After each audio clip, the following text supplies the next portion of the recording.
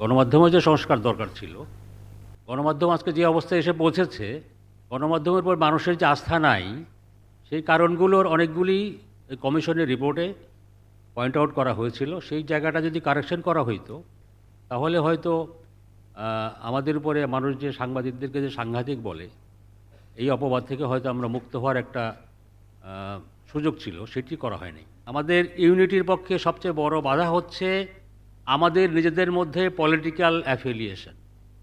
যতক্ষণ পর্যন্ত এইটা আমরা দূর করতে না পারবো, ততক্ষণ পর্যন্ত আমরা এক হতে পারবো না, বা এক থাকলেও আজকে এক থাকবো, পরশুদিন আগামী পরশুদিন বিভক্ত হয়ে যাব। যেটা আমরা সাগর রুনির, আমার সহকর্মী সাগর, আমার সহকর্মী রুনি, তাদের হত্যাকাণ্ডের পরে আমরা দেখেছিলাম। ওই হত্যাকাণ্ডের পরে দলমত নির্বিশেষে সবাই আমরা একমত হয়েছিলাম, কিন্তু সেই ঐক্য বেশি দিন টেকে নাই।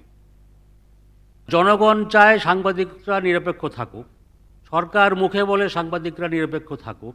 আমরা সাংবাদিকরা চাই আমরা নিরপেক্ষ বলে আমরা দাবি করি, কিন্তু আমাদের ইউনিয়ন হচ্ছে পলিটিক্যালি ডিভাইডেড, একাধিক ইউনিয়ন।